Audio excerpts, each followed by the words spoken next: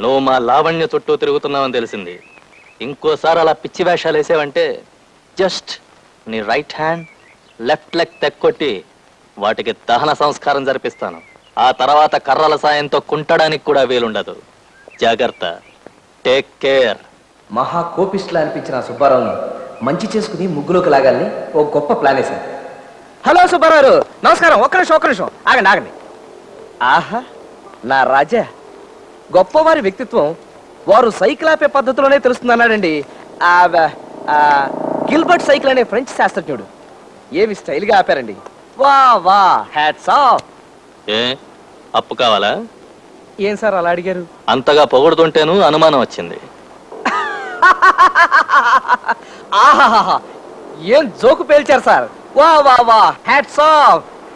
ఇంత గొప్ప విజ్ఞానం ఉన్న వ్యక్తికి ఓ చిన్న పార్టీ ఇవ్వాలని నా బుజ్జి మనసు పడుతుంది సార్. పదండి, అలా హోటల్కి వెళ్ళి మాట్లాడుకుందాం. కాఫీ హోటళ్ళకి, కాకా టీ కొట్లకి, పార్టీలకు రాను నేను. తప్పగా.